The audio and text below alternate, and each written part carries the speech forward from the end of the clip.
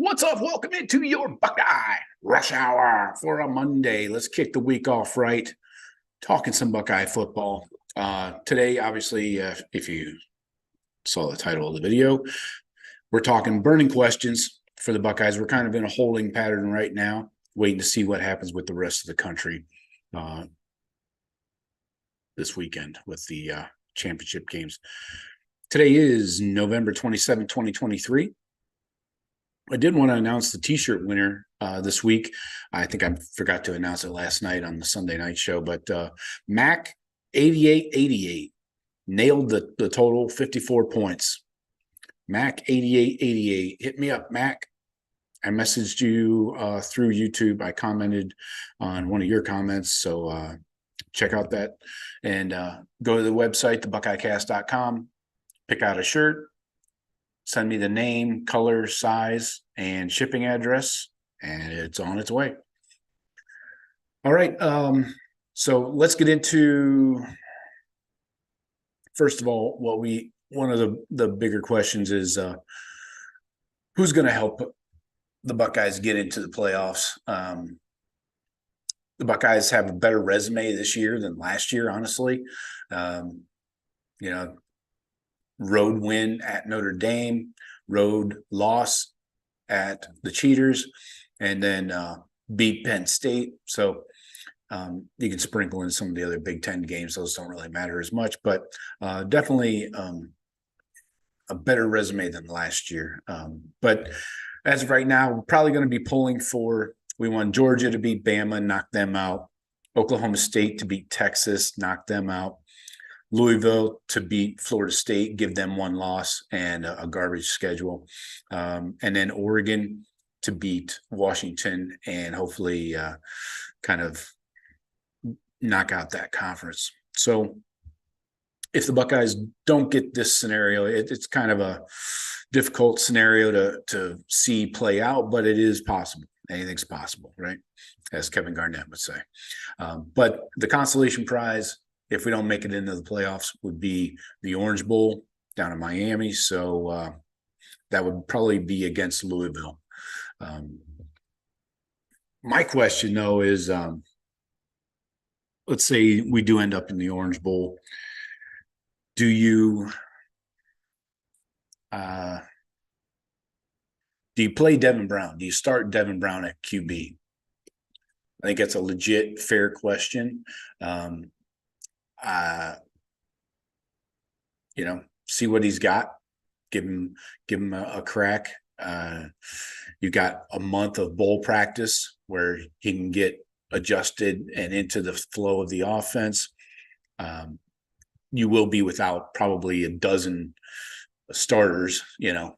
We'll get into some of those guys here in a sec, but it's going to be a stripped down, next is basically going to be next year's team. You're going to have Carnell Tate in there. He would probably start. Brandon Ennis would start.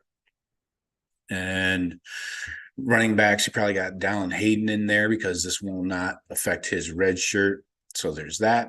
And then across the defense, you're going to have a ton of new dudes in there. CJ Hicks, everybody loves. He'll be in. Cody Simon could come back for another year, but Tommy's gone. Steele's gone.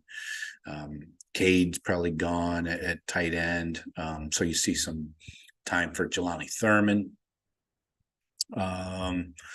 Maybe Joe Royer if he's healthy. So a lot of positions there. And that kind of bleeds into my next question is how many draft eligible Buckeyes will return? If you go back, obviously Jebby is gone. Xavier Johnson, Matt Jones, Josh Proctor, definitely gone. Those guys were in the 2018 class. Then from the 2019 class, so fifth-year guys, Stover, Vic Cutler. He does have a redshirt year. Enoch. So, yeah, they're in their fifth year now. I think these guys could all come back for one more. Vic Cutler, Enoch Vamahi, Cade could. I don't think he will. I don't know why he would. Jaden McKenzie, and Steele and Tommy. Then the 2020 class, these guys are on their fourth year right now. Mayan, he's probably gone. Chip, I don't know. I guess he could come back. Fleming should come back probably. Joe Royer, G. Scott. O-line, you got Josh Fryer, Jacob James, Trey LaRue. I would say probably at least one of those guys leaves, probably Trey LaRue. Then you got Mitchell Melton. He should probably come back. Ty Hamilton should probably come back unless he gets a really favorable NFL grade. Cody Simon probably comes back and is your starting Mike linebacker. Court Williams definitely should come back. He should have a medical red shirt in there too. So he's got at least one more year of eligibility. Jahad Carter probably should come back. He played very little. Lathan Ransom, he's gone. Cam Martinez, I don't know. Should you come back? I don't know. You're a senior and you didn't start this year. I don't know why you'd come back. Then third year guys, these guys are all eligible to go. Kyle, obviously not going to go. Trey, sitting on the fence there, tough call. He hasn't played a full season since his freshman year. Evan Pryor obviously comes back. Jake Ballard should come back. Emeka goes. Marv goes. Sam Hart, the tight end, comes back or transfers. O-line, you got Donovan Jackson. He should come back. He had a terrible year. Zen Mahalski comes back. Josh Simmons comes back. Defensive ends, I think Jack and JT probably both go. They could come back. Jack maybe more so than JT. JT probably gets a first-round grade. I'm not sure about Jack. D tackles, Mike Hall, gone. Taiwan Malone comes back, and Tyleek Williams, he's probably gone too. Linebacker, you got Reed Carrico, he'll definitely be back. And then Burke, gone. Hancock, be interesting to see what Jordan Hancock grades out as. I'll have to do some research. We'll do an entire show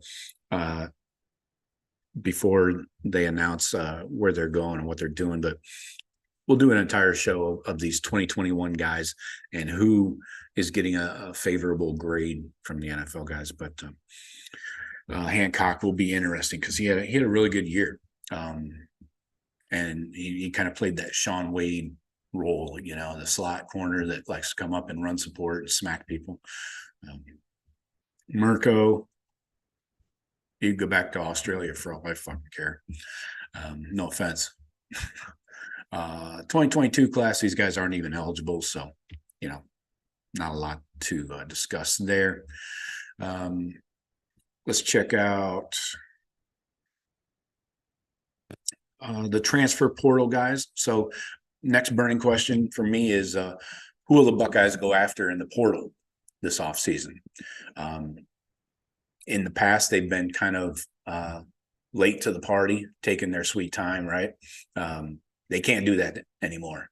They can't just sit back and wait, and be super picky and shit. And, all the things we did last year. The rest of the country is going to be aggressive, and they all are aggressive in landing transfers. So the sooner the Buckeyes get decisions on who's going to the NFL draft, especially from this 2021 class, the better that will be in targeting guys in the portal. A ton of guys jumped in or announced they're jumping in today. Then you also have the NIL aspect of the portal. Buckeyes are doing better with all the foundations and all those. So at least there's, we can match numbers if we need to get a guy in most cases. But you got to think about these positions, starting at linebacker. Eichenberg and Steele are gone. Simon probably comes back, but then you got CJ Hicks. Then who do you have after that? Gabe Powers. That's about it. Reed Carrico. Court Williams is coming back from injury. Can you really plan on him? Probably not. So you really have 3 linebackers, 4, including Cody Simon, assuming he doesn't go to the league. So I think you got to go linebacker, quarterback. I would look at quarterbacks, honestly. I think the quarterback room needs an influx of talent to shake things up. And I'm not sold. I'm not sure Kyle's the answer right now. That's why I suggested that maybe Devin Brown should start the bowl game if we don't go to the playoffs, of course. I don't want to shake things up. If we're going to the playoffs, I don't think you want to switch starting quarterbacks, with only 4 or 5 weeks of practice. Running back, I think you got to look at running backs. I like Dallin Hayden, of course, but and Evan Pryor, but that's probably all you're going to have. Maybe Chip, but Chip's not an every down back anyway. I think you got more higher ceiling with Evan Pryor and Dallin Hayden and the things that we've seen from them. What else? O-line, definitely got to go after O-linemen. I know we got new guys coming in. You got the second-year guys like Tegra, Fitzpatrick, Hinsman's on a short leash for me. I'm definitely looking for a replacement for him. If you can get a center with 2 or 3 years of eligibility. Vic Cutler obviously didn't pan out. He does have 1 more year of eligibility, but he didn't get it done, in this previous season. So then your true freshman right now, Luke Montgomery got some playing time. Josh Padilla, Austin Severeld, and what's his name, Walker out of Connecticut. I don't know if any of those guys are going to be ready other than Montgomery. I think you could pencil Montgomery in if you need to, but that would be at probably one of the guard spots taken over from Matt Jones, maybe right tackle if you want to have a competition between him and Fryer. Maybe a second-year Luke Montgomery can unseat Josh Fryer, because I'm not a big fan of him either. So DNs, if you got Melton coming back for a 5th year, and Sawyer and JT both go, that just leaves you Kenyatta, Caden Curry, and Amari Abor. Then you got what would be second-year guys, true freshmen now, Joshua Mickens and Arvell Reese. Those guys aren't really true defensive ends, they're more of that jack size. They're about 6'3"-ish, and Reese is probably putting on weight. Mickens probably trimming up and putting on muscle. So I would consider looking at DNs. You can always use more D tackles. You got McDonald, Moore, and Will Smith Jr. Hero Canoe looked good in spot duty this year. So if you think about if McKenzie's gone, Ty Hamilton, Mike Hall, and Tyleek as 4 dudes, you got to replace those guys, man. You need like a rotation of like 8. You got to have 2 deep at each, or 4 deep at each D tackle position. Linebackers, again, definitely got to look at a linebacker. Corners, you got Igbenogson, Ryan Turner, Jair Brown, maybe Hancock goes, but then you got the true freshmen, Calvin Simpson Hunt and Jermaine Matthews. Those guys definitely are going to be pushing for playing time. Jermaine Matthews especially. Safeties, Carter, Ransom, Martinez. God, Carter probably is the only one coming back. I don't think Cam's going to come back. Kai Stokes, Sonny Styles, of course, will probably be both be here. Jaden Bonsu, Malik Hartford, Cedric Hawkins, obviously true freshmen. Those guys will all be back. Hartford, not sold on him yet. I haven't really seen him do much positively anyways. But What else here? That's that question. We talked about draft eligible. And then shake up to the staff. What changes to the coaching staff will Ryan Day make? I think he has to make some kind of changes, right? Uh, I don't think anybody's a fan of Parker Fleming and the special teams. He's going to have to figure out a new combination there. Maybe, you split that roll up and you send Parker on his way. You give like two coaches split duties on the special teams. But something has to be done there. Laurinaitis, is he a worth making a full-time coach? Yes, for the recruiting aspect, I agree with that. But do we have answers?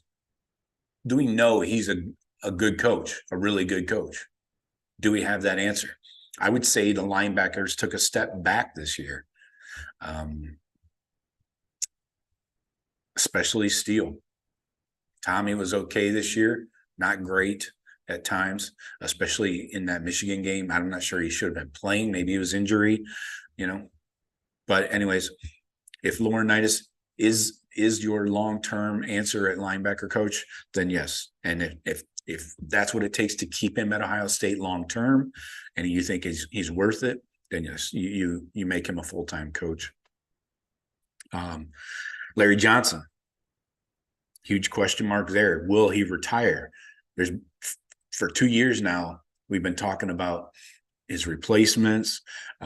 Will he retire and maybe take more of an analyst role where he's, doesn't really have any, recruiting duties. He doesn't have to go on the road.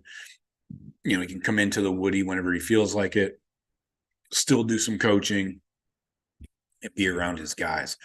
I think that's got to happen soon, right? I mean, he's freaking like 71 now.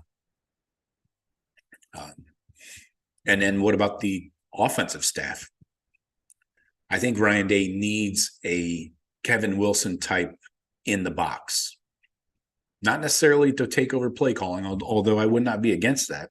I think he needs, like, if you can get Chip Kelly in, that would be ideal.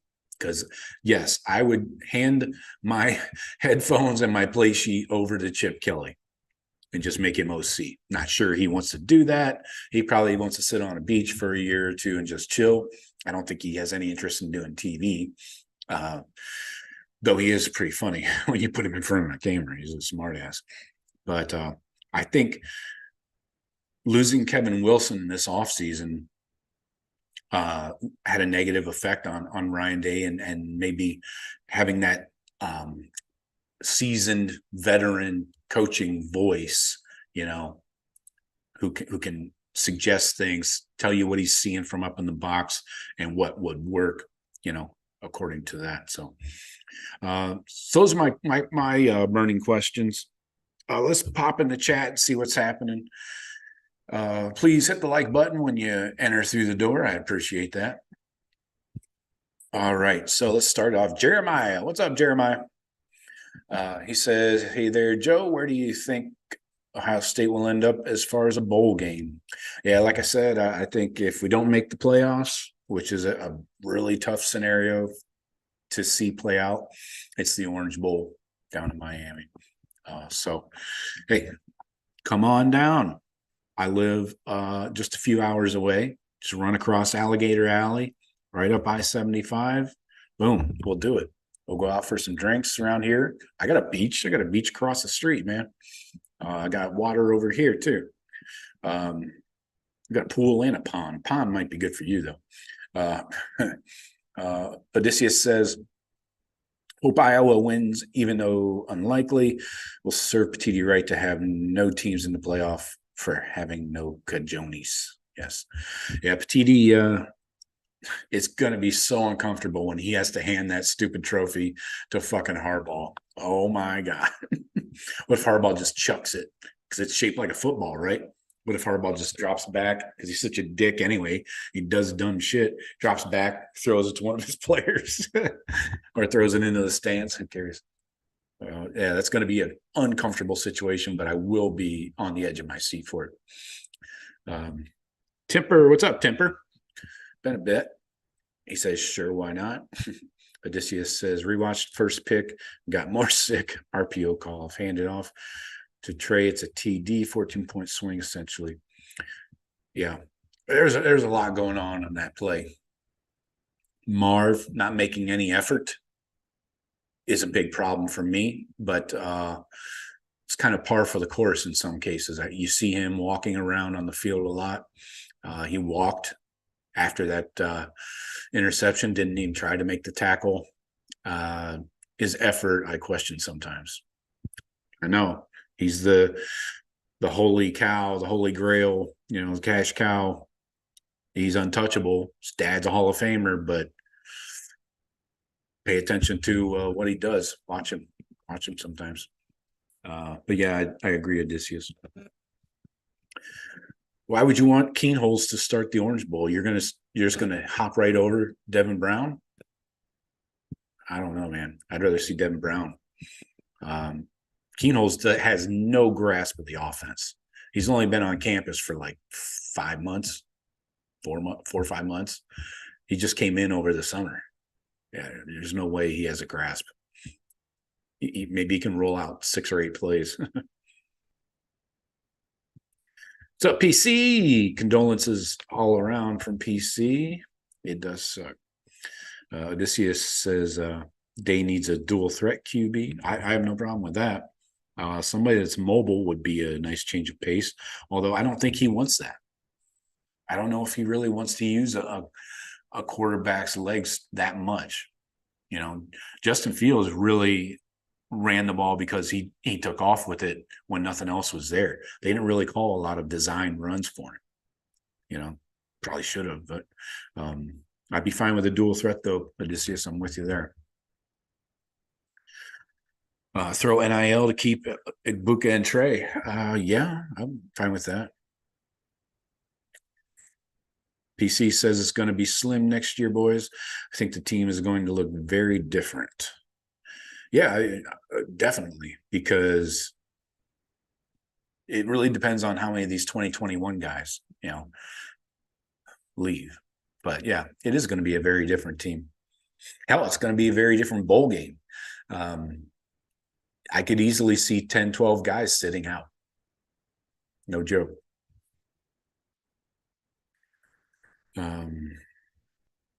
Temper says lineman, I hope.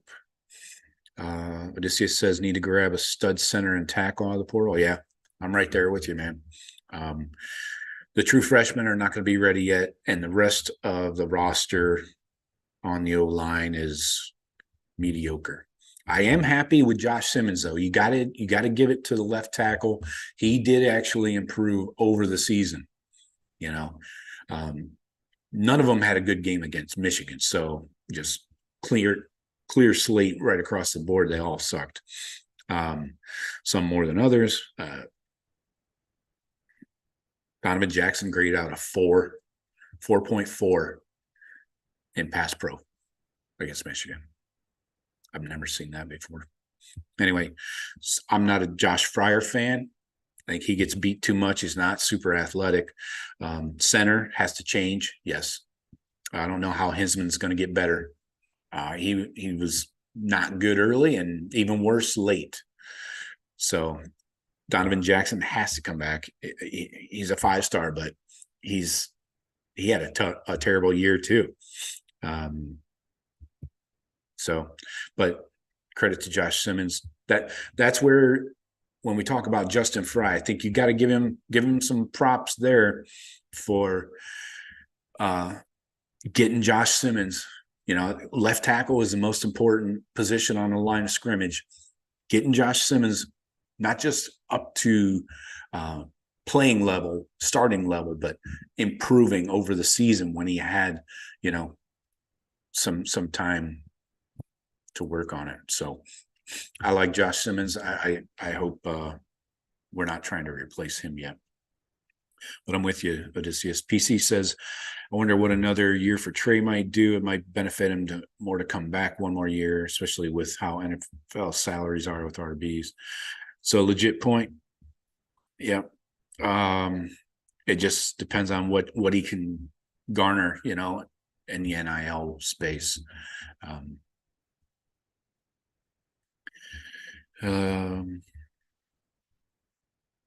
Going back up here, Temper says, got to move on from Kyle. Yeah.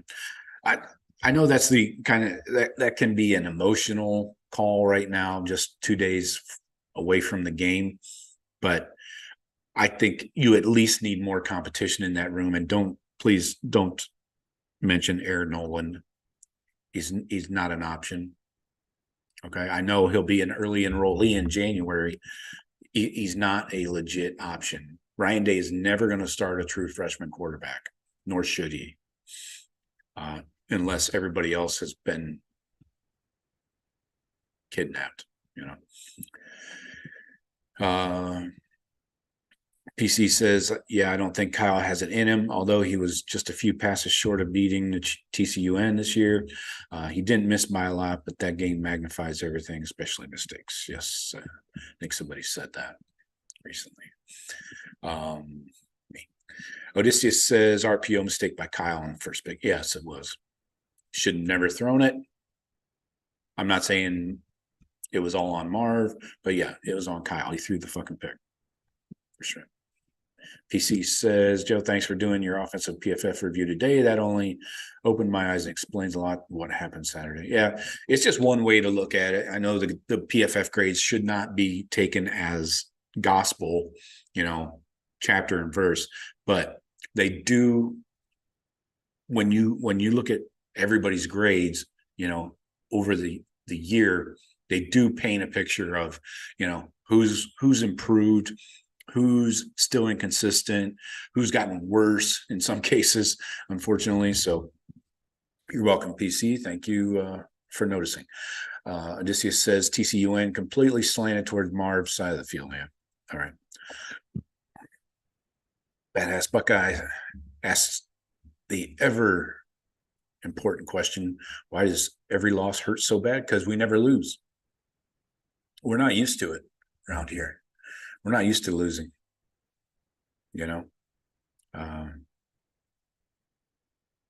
that's why they hurt. If we were used to losing, 3, 4, 5 games a year, it wouldn't be so painful. But I feel you. Odysseus says, because we were 11-0 second year in a row and lost to those clowns. Yeah. Doug says this still sucks. I know, Doug. Temper says fire Parker, make Laurinaitis coach. Yeah, that's popular opinion. Odysseus says Parker Fleming and Corey Dennis gone. Okay, that's one we don't talk enough about. I think is Corey Dennis. What exactly do you do here? I know I've heard people hype up JT Barrett as a quarterback coach because he's coaching the Detroit Lions quarterbacks.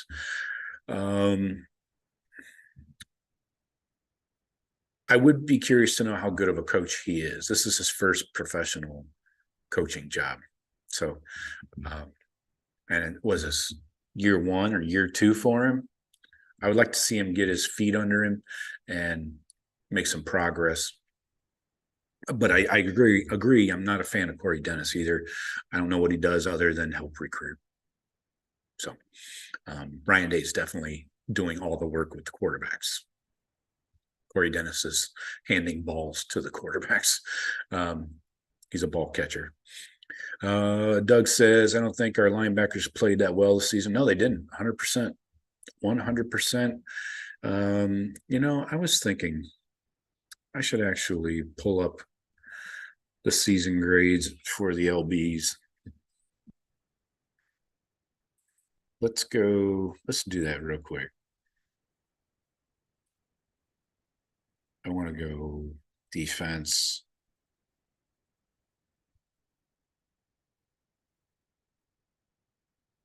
And clear LBs. Let's go Power 5 linebackers. with a minimum of 50% of the snaps. Loading. I'll let that load. Sometimes those take a little bit. There we go. Okay. So if 880 snaps is the most, I assume, yeah, 50% of that is 440. So that's what we're going by as a bare minimum. We don't need the grades of a guy that played 10 snaps this year. So let's look at LBs, their run defense grades. All right. That's most important, right? And then we'll look at coverage. So let's look at Ohio State guys. Okay. Nobody in the top 50. Let's go to the top 200. Nobody in the top 200. Okay, here we go. Here's Eichenberg. Yes, we do have two in the top 200. Eichenberg is 70, Steele right behind him, 71. That's against pass rush or run defense, sorry. But they graded out on the season 64.8 for Tommy, 64.1 for Steele. Remember, 60% is average, just doing your job. All right. So let's go look at coverage. This is where it's going to hurt. Eichenberg, a 53 in pass coverage.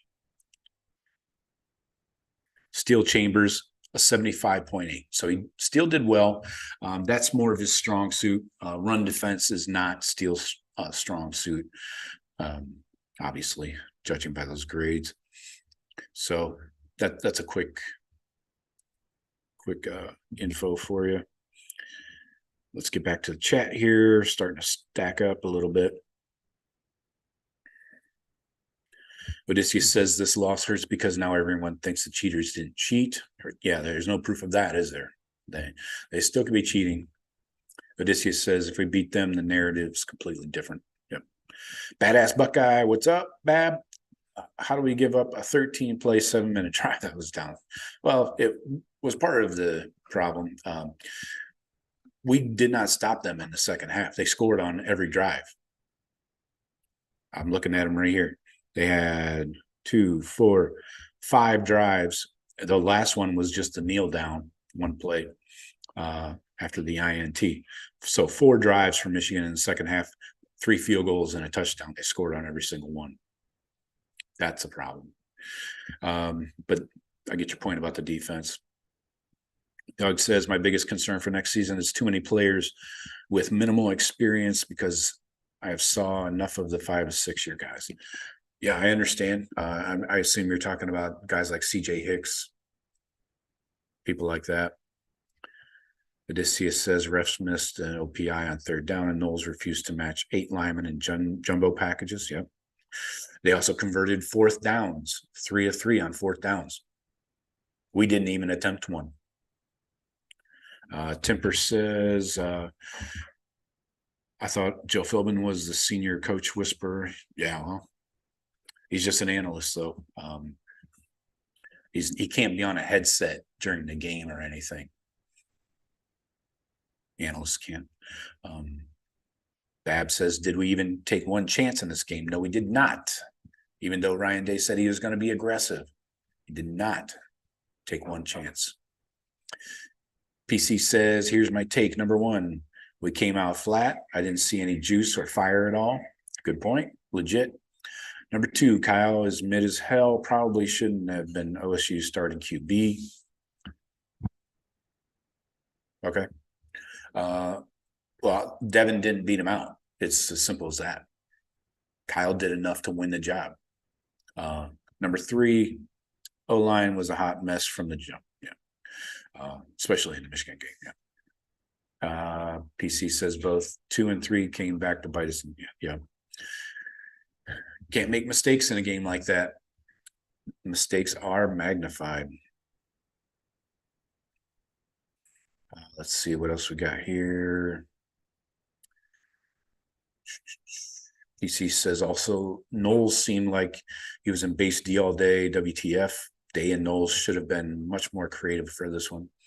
Well, remember last year when Knowles was running 0 blitzes, everybody bitched because we got burned on him.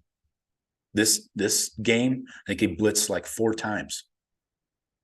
It was single digits. I know it was well under 10, 4, 6, 7, something like that. I don't remember, but you know, which one do you want? Badass Buckeye says the play is designed to run in for 5 yards. Oh, Marvin stopped on the INT. Yeah, that was my point. The Pookie and Ray Ray show. I drive a truck and have a dedicated route to Brookville, Florida. On another note, it's time we move on from McCord. These are the same weapons CJ used to nearly beat UGA. Right. Well, we gotta come to an agreement that Kyle is not CJ. He's not Justin Fields. He's not Dwayne Haskins. He's not even JT Barrett, Braxton Miller. So, yeah. I'm not too far from Brookville, Pookie. Right down 75 there. Bab says Knowles should have taken chances on the last drive because it was a do or die moment. They got the stop, but still, I mean, the field goal really didn't mean much there unless we got in field goal range, but we didn't. PC says, yeah, that was the 4% for Jackson. What was the 4% for Jackson all about? Did he just fall down and play dead every play or what? Seemingly, I have to go back and really focus on him and watch the game. Unfortunately, it's hard to do sometimes with the television copy of the video. Yeah, Odysseus has it. He says Knowles went from too aggressive last year to too passive in play calling. Yep, I agree. There has to be a happy medium, right? Where I thought you should have blitzed more on JJ, but it seemed I don't know. Just sitting back in coverage is not an answer. I think you got to force his hand. Bab says center was in his first year starting. It was our only choice because Cutler can't play at this level. We missed on that one. Yes, exactly. That's why we need to go back in the portal and address it again. PC says our game plan on D should have been much different, knowing that 1, they run 60% of the time. Yep. And 2, when they do throw the other 40% of the time, they are short throws to tight ends. Yeah. And they got the matchups. They schemed us up, and we had linebackers covering freaking tight ends. You can't win that way, especially Eichenberg. And you can't give me the injury excuse with pass coverage. He's not using his elbow to cover a guy. Bab says Lincoln has to get a stronger arm. Brown is no better than McCord.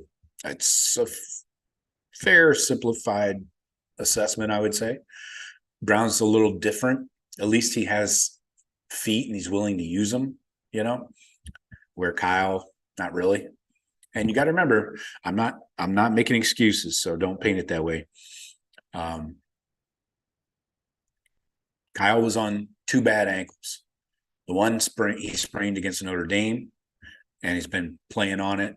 Then he almost got his leg snapped against Maryland the week before, when the big D lineman landed on his leg at the end of the first half, when we didn't know what the fuck Ryan Day was trying to do deep in their own territory. But yeah, I hear you, Bab. Odysseus says Knowles didn't adjust to the tight end throws. Yep, exactly. Temper says we should be used to losing. Meyer lost a bunch.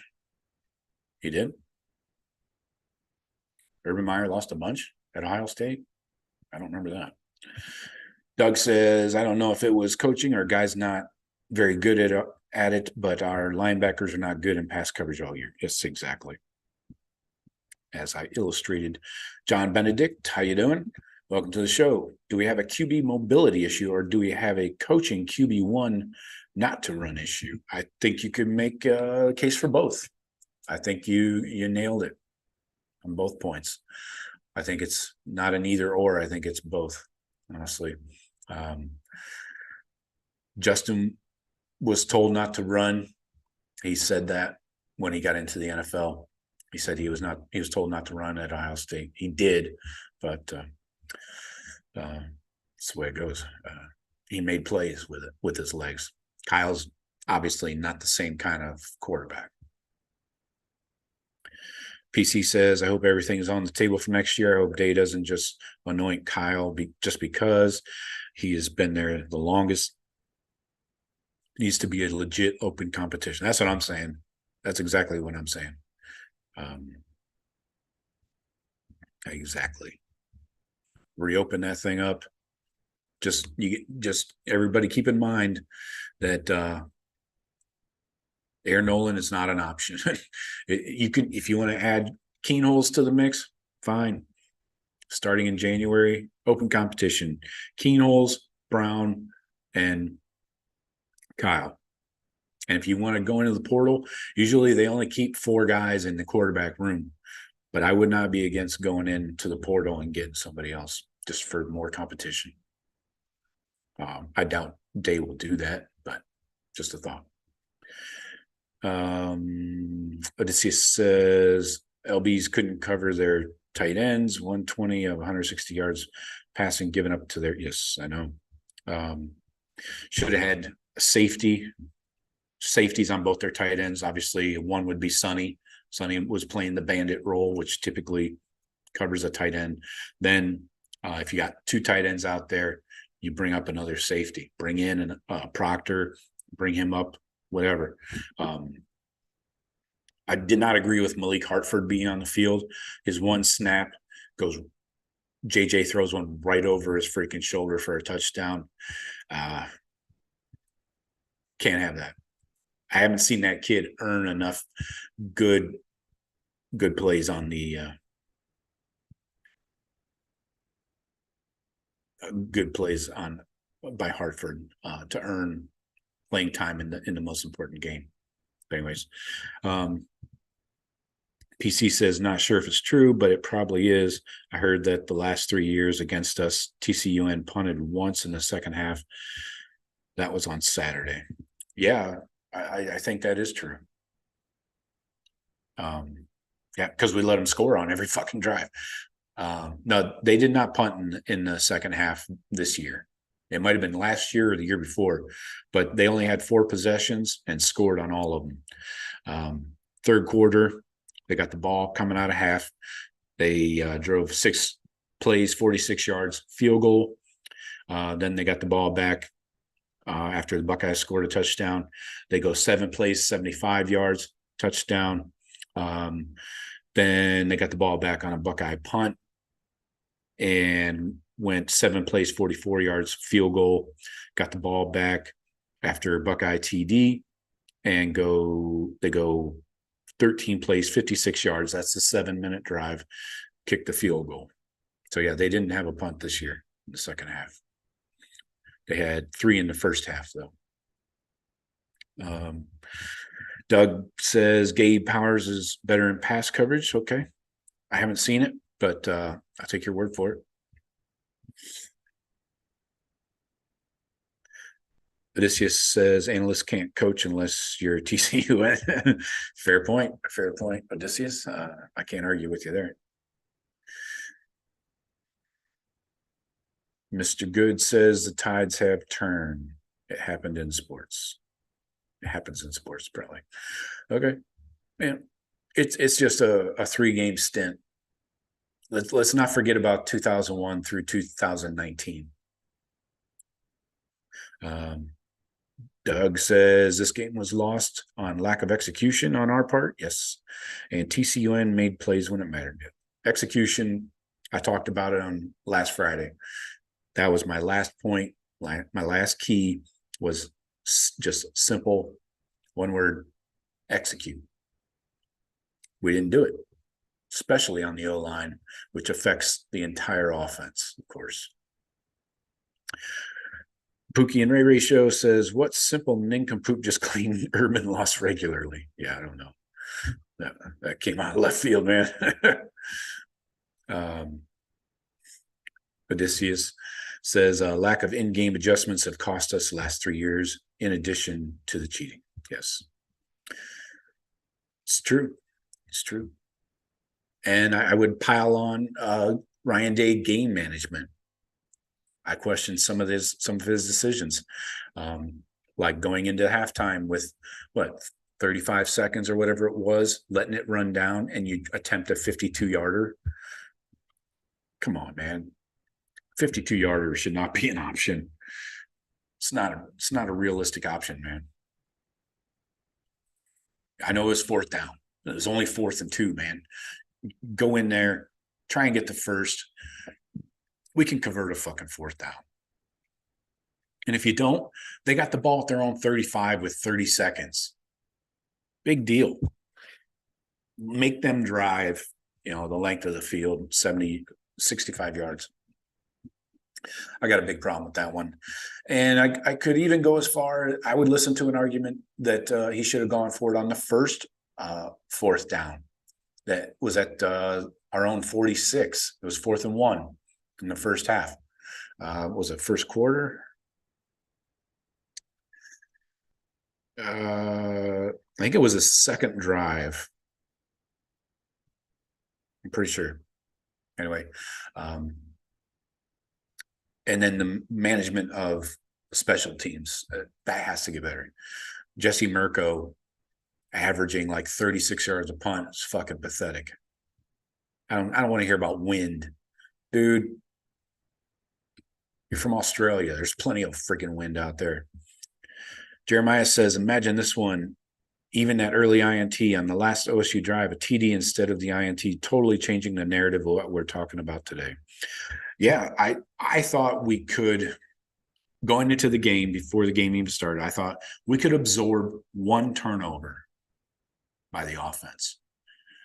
Now, not one turnover that sets them up at the 7-yard line going in, just one turnover like in the middle of the field. I thought we could absorb that, not a pick six or a scoop and score, nothing like that drastic, just a simple interception at their 40 or 35.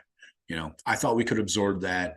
Defense would tighten up, bow up, hold them to a field goal or even a punt, ideally. But you can't throw a pick and get a return inside the 10. That is basically giving them points, and it turned out to be the difference. But good point, Jeremiah. I agree. But I think that last play, Jeremiah, the INT to seal the game, that was all of our offensive issues coming to roost, coming to a point, and that play perfectly illustrated our season. Terrible line play, collapses under pressure. Kyle gets hit, fluttering ball gets intercepted. All the bad shit, all the annoying stuff happened in that one play. Odysseus says that decision shows he doesn't trust his O-line, a QB, to pick up 4th and 2. We've done it before, though. I know you could say against lesser talent. Wasn't he more aggressive against Notre Dame, though? Didn't we go for it on a couple fourths? I need to see that. God damn it. 1 second. I got to look this up. So I'm pretty sure we went forward on 4th down against Notre Dame. 4th downs, 1 of 3. Yep. We were 10 of 17 on thirds, which is pretty fucking good, and 1 of 3 on 4th. Yep. I knew it. Son of a bitch, I knew it.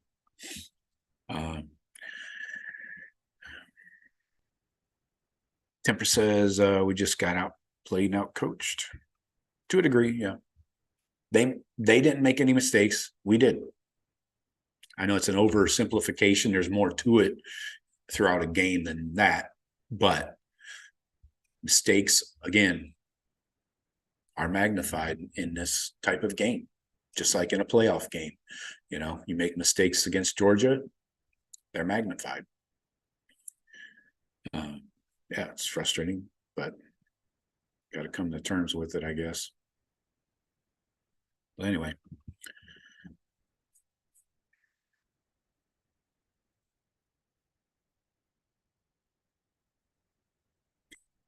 Jeremiah says, getting back to Meyer, he never lost to the rival, even though he did lose some games early in the seasons. Yes, we know Purdue, Iowa, those games you should not lose. Herb lost those, but he did beat Michigan. So, I mean, but some of those losses came back to bite us. You know, about losses to Michigan State.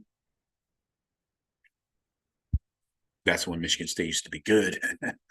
And what's up with Michigan State hiring dudes named John Smith? That's weird, isn't it?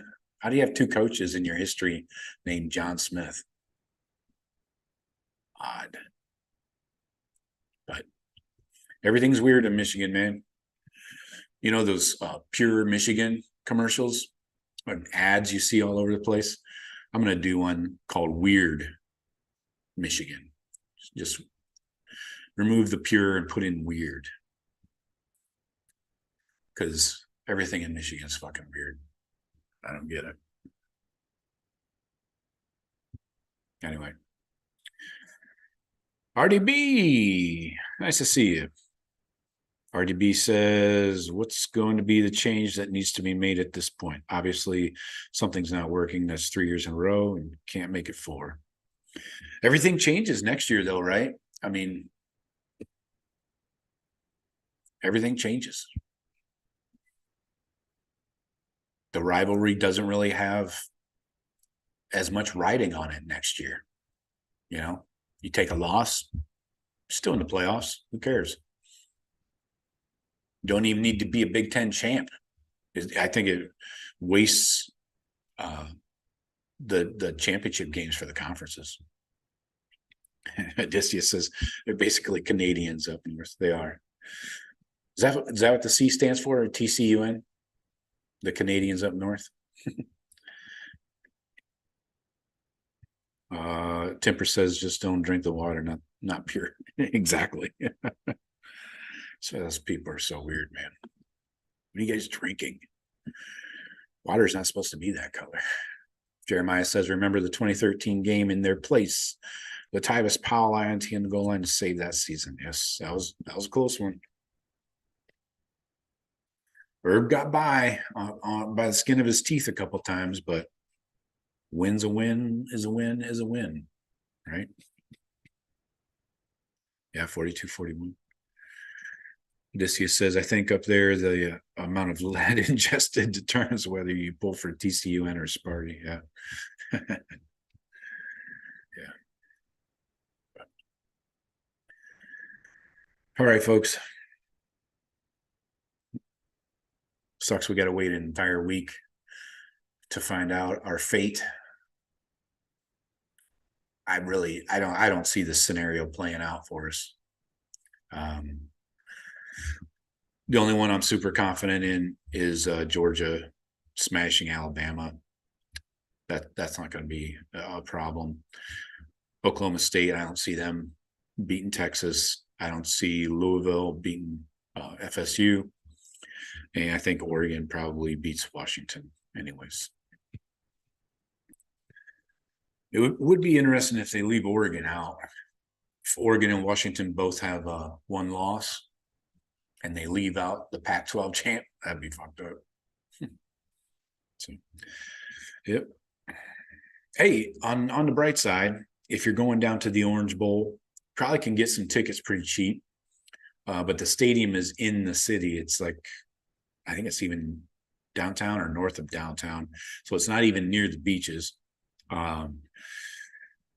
So you can probably get tickets cheap and take a vacation, take a week-long vacation down to South Beach, or Fort Lauderdale might even be fucking closer to the stadium, honestly.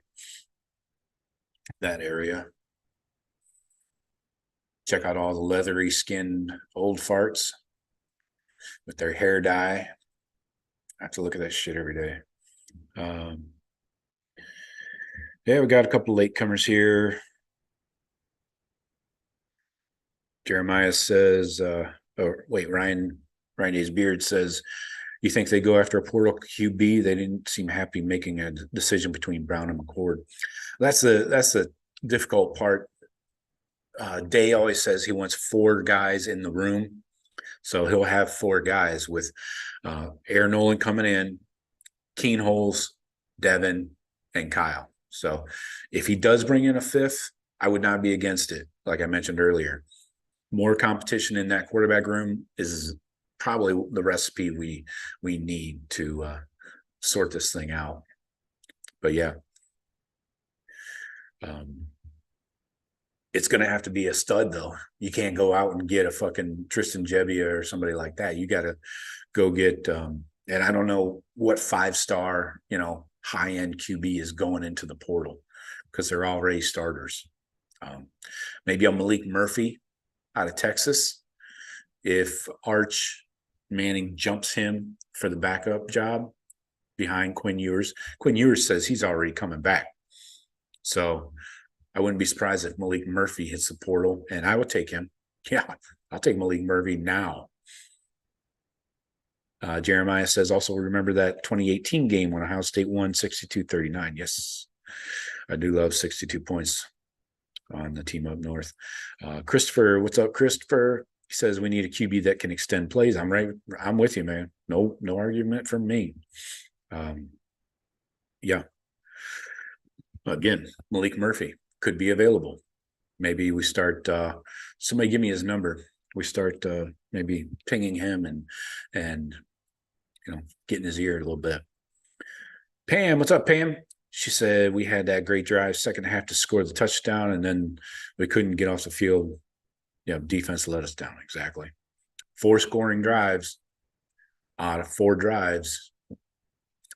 They were 3 for 3 on 4th down. Not a winning recipe. Odysseus, you just stole my thunder. Odysseus says, heard rumors of going after Malik Murphy in the portal. Yep. I'm all for that. Yeah. I would rather have Malik Murphy than Arch Manning. That's not a hot take. That's just how I feel. I think Malik Murphy's a more athletic, better quarterback. He's played against better high school talent than Arch Manning. So give me Malik Murphy all day. Yep.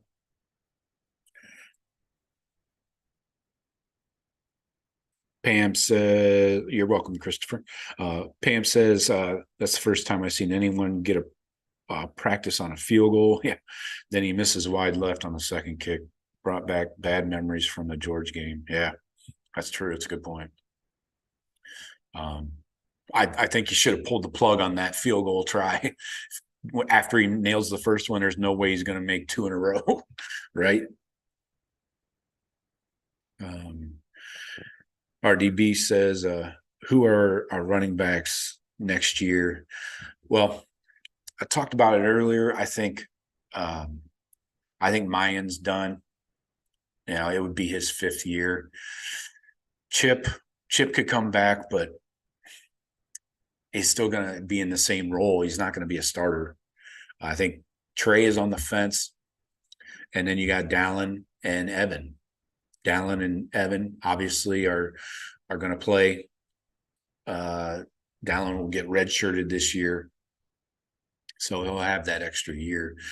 Pryor already had his redshirt year in 2021. So I think you're down to possibly Trey, Evan, Dallin, and probably Chip as your backup. Same role. And freshman, I forgot about incoming freshman. We got James Peoples out of Texas. We got, as of right now, we still have Jordan Lyle out of St. Thomas Aquinas. We'll see what happens. He's been visiting Miami a lot. And then we got SWD, Sam Williams Dixon, out of Pickerington. So, yeah, I wouldn't plan on any of the freshmen playing.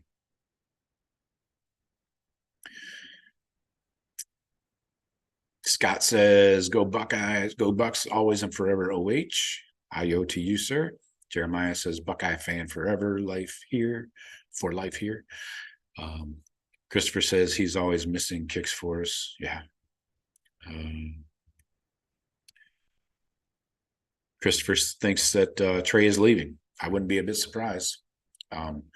Why not? If you're going to get injured, why not go get paid to be injured, in the NFL?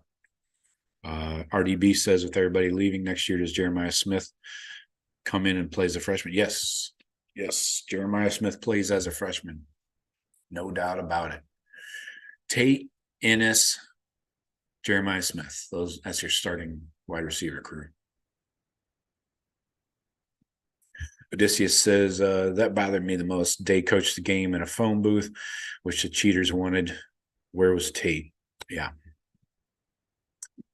I had a bet of an anytime touchdown on Tate. Jeremiah, I think he's done. I think Mayan is in his fifth year, going into his fifth year in 2024. What else can he do, at the college level? He's banged up every year. He's not really an NFL running back, in my opinion. He's only 5'8". Same with Blake Corum. I don't think he's a long-term NFL running back. So I wouldn't expect to see Mayan back. Tony Alford's going to have the talk with him probably. So, Scott says, so much talent not used properly. Where was Carnell Tate? Excellent question. Odysseus says, needed to utilize the speed advantage. Yep, that would have been nice. Yep. Pam says, hopefully Smith doesn't flip, though. Miami and Florida State still pushing hard for him. Yeah. As long as Day and Hartline are still on staff, in December, at signing day, end of December, Jeremiah Smith's a Buckeye, no doubt. So we'll see. Jeremiah is just keeping his options open with Miami and Florida State.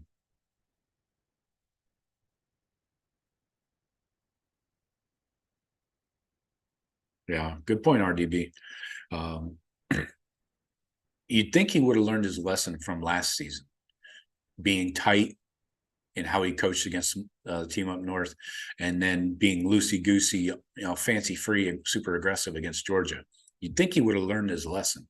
I thought he did. Like in all the press conferences, he talked about being aggressive and stuff. But yeah, I don't think he learned his lesson. But all right, folks, I appreciate everybody popping in. Please hit the like button on the way out. We got over 124 views in here and only 10 likes. So I appreciate everybody. If you could pop that like button, I'd appreciate it. So we'll be back Wednesday and Friday and get your daily blitz every day. All right. Talk to you later. Go Bucks.